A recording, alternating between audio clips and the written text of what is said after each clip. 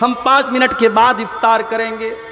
वो जानबूझ करके इफ्तार में ताखीर कर रहा है, देर कर रहा है। ये देर करना चूंकि मेरे नबी से साबित नहीं है, ये मेरे नबी की मुखालफत है, इसलिए वो नेकी और सवाब समझ के कर रहा है, मगर ये नेक अमल नहीं है। अल्लाह ने फरमाया फमन काना यरजू लिक़ा रब्बिही फलयअमल अमलन सालिहा।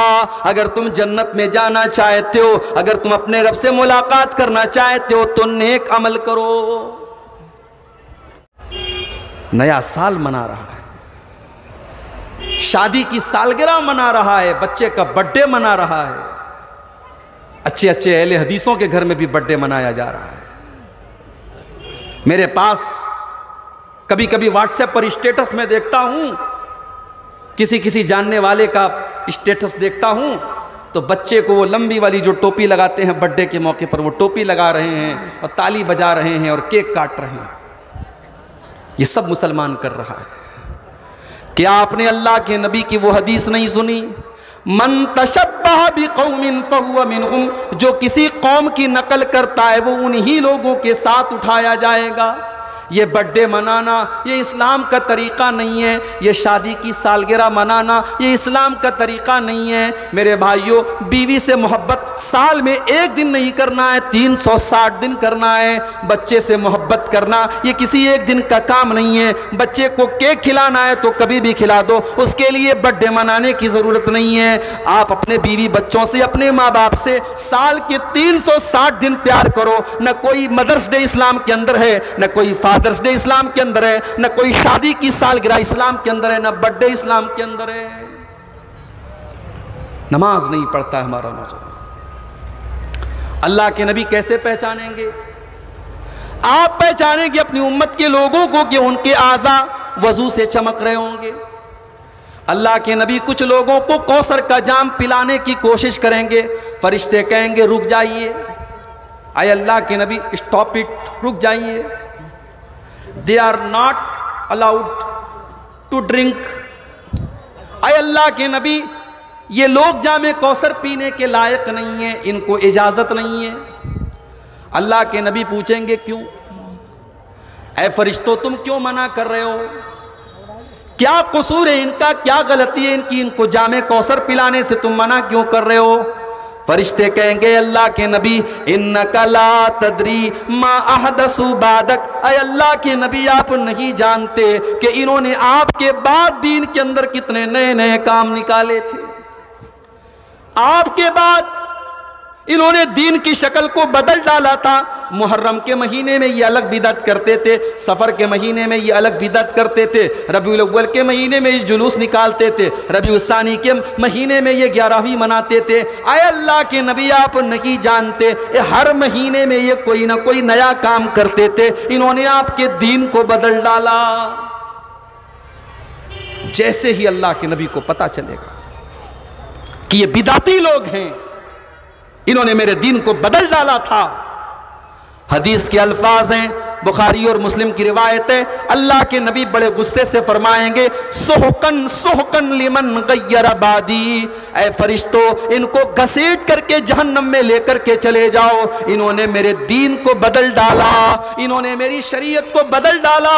इन बदबख्तों को जहन्नम में लेकर के चले जाओ। और उन बिदतियों को अल्लाह के नबी धुतकार देंगे। लिहाजा बिदती अगर ये कहता है कि हम सरकार का दामन थाम लेंगे और नबी का दामन थाम लेंगे, तो बदतमीज़ खामोश हो जाए, तुझे सरकार का दामन नसीब नहीं होगा। अल्लाह के नबी का दामन, आपकी शफात किसी बिदती को नसीब नहीं होगी। और एक बात और नोट कर लो, अल्लाह के नबी किसी मुशरिक के लिए भी सिफारिश नहीं करेंगे। अल्लाह के नबी क़यामत के दिन अपनी उम्मत की शफाअत करेंगे, मगर आपकी उम्मत में अगर कोई मुशरिक होगा, कोई शिर्क कर रहा होगा, अल्लाह के प्यारे नबी उसकी शफाअत नहीं करेंगे। बुखारी की हदीस उठाइए, हज़रत अबू हुरैरा रज़ी अल्लाह ताला अन्हु अल्लाह के नबी से सवाल करते हैं, आए अल्लाह के नबी मन असादुन्नासी बि शफातिका यौमल क़ियामा। आए अल्लाह के नबी, वो कौन सा खुशनसीब इंसान है जिसको आपकी शफात क़यामत के दिन नसीब होगी। अच्छा, सहाबा भी कैसे कैसे सवाल करते थे।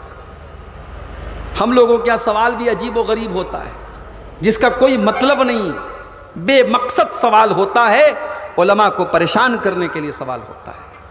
अरे भाई सवाल वो करो जिसका कोई मतलब हो। एक जगह प्रोग्राम में गया, एक आदमी मेरे पास आया, बीड़ी पी रहा है, सिगरेट पी रहा है, कहने लगा कि मौलाना साहब बताइए, आदम अलैहिस्सलाम ने जिस पेड़ का फल खाया था और जिसकी वजह से उनको जन्नत से निकाल दिया गया था, वो कौन सा पेड़ था? मैंने कहा पहले तो अपनी बीड़ी फेंक दो तब बताता हूँ। बीड़ी उसने फेंका।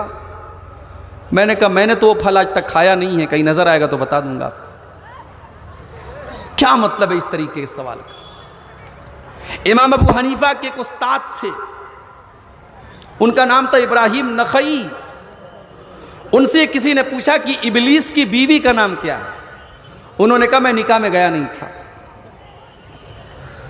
सवालात, सहाबा से सवाल करने का तरीका सीखो मेरे भाई। अबू हुरैरा रज़ी अल्लाह ताला अन्हु सवाल करते हैं, अय अल्लाह के नबी, कल क़यामत के दिन वो कौन सा खुश नसीब होगा जिसको आपकी शफाअत नसीब होगी?